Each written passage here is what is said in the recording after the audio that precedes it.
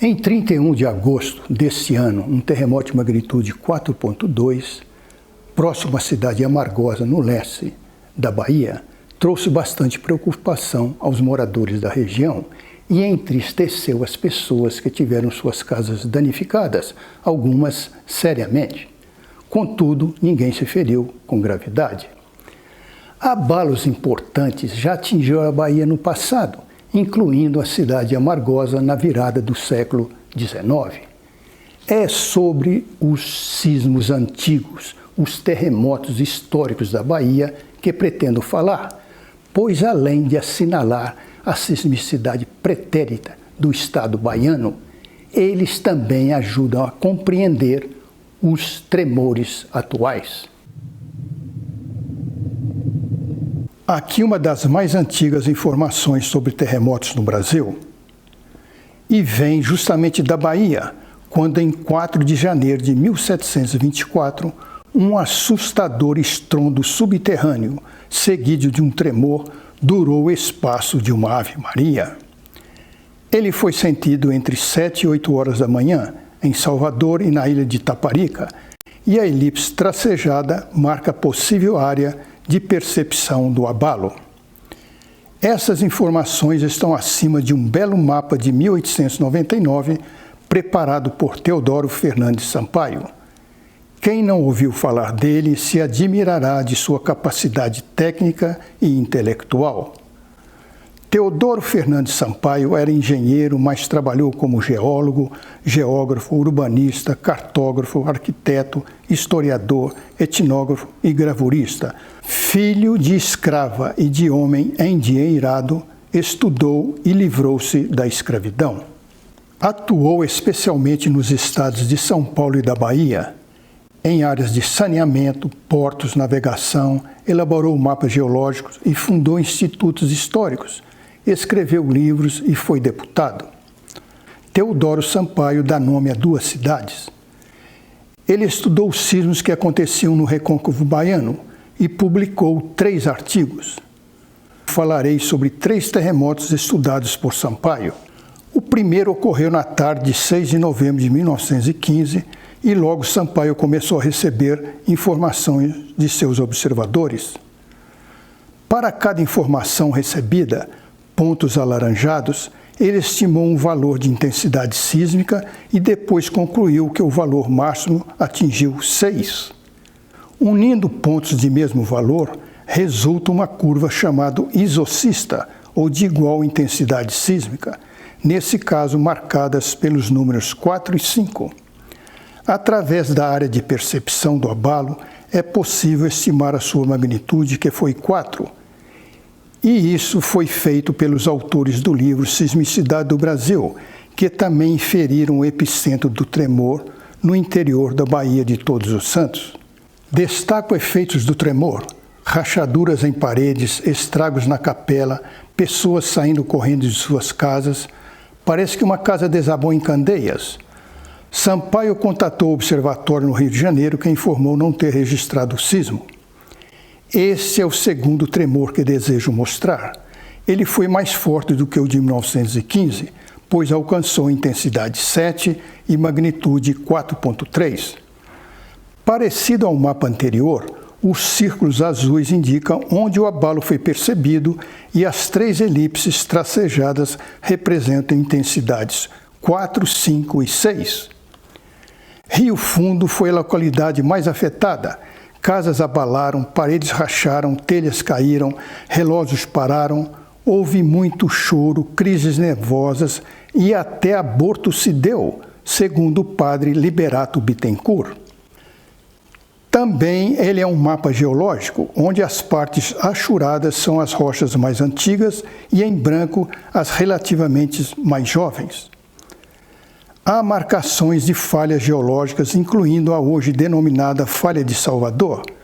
O mapa foi elaborado por Sampaio e seu amigo John Brenner, um geólogo americano que também estudou os sismos brasileiros.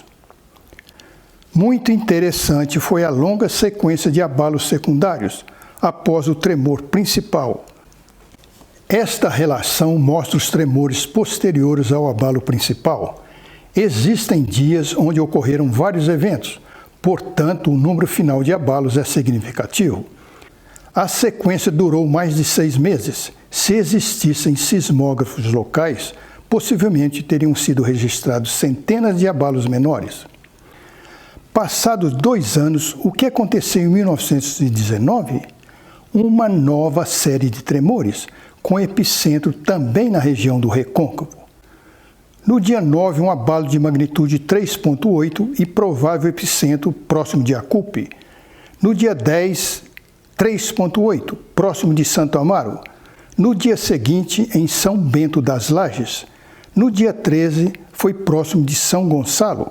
No dia 16, magnitude 3,5, não distante de São Gonçalo. E na madrugada de 23 de novembro, o maior dos tremores, magnitude 4,2, produzindo estragos consideráveis na freguesia do Monte, atual Monte Recôncavo, e também sentido em Salvador. Esse tremor teve grande repercussão na capital e o Instituto Histórico criou uma comissão científica para inspecionar a área mais afetada. Sampaio faz parte da comissão. No local, eles perceberam que o abalo foi muito intenso, especialmente na igreja Nossa Senhora do Monte, onde os arcos da fachada racharam, caíram molduras e pedras pelo chão, paredes de quase 1 metro de espessura fenderam, a fachada principal afastou-se da vertical. Um dos moradores assim se expressou para a comissão: "A casa, patrão, foi lá embaixo e veio cá em cima." Em 2003, fui à Bahia com minha esposa procurar informações de terremotos históricos e visitamos Monte do Recôncavo, de onde se tem bela vista da Baía de Todos os Santos. Também conhecemos a Igreja do Monte. Que decepção! Fechado há anos, o prédio mostrava avançado estado de decomposição. Por fora e por dentro, a situação era de abandono total. A boa nova é que ela foi restaurada e ficou muito bonita. Aponto algumas curiosidades sobre os tremores baianos. Estas são as datas dos 3 tremores principais que comentei. Todos aconteceram no mesmo mês, com intervalos de 2 anos. Uma repetição de precisão surpreendente. Antes de alguém pensar em coisas misteriosas, digo que o fato não passou de uma grande coincidência. Foreshock e aftershock são sismos que precedem e sucedem o terremoto principal, e creio que tivemos disso na Bahia no século passado. Os círculos vermelhos são os tremores que antecederam o abalo principal de 1919, indicado pela estrela. Os epicentros são imprecisos. Mesmo assim, é provável que sejam foreshocks em intervalo de 2 semanas. Aqui assinalei que, após o tremor de 7 de novembro de 1917, ocorreu uma sequência sísmica por mais de 6 meses. Deixo o alerta de que isso poderá repetir-se em novas atividades sísmicas na Bahia. Próximo de terminar, quero ressaltar a importância dos trabalhos de Teodoro Sampaio para o conhecimento dos terremotos na Bahia.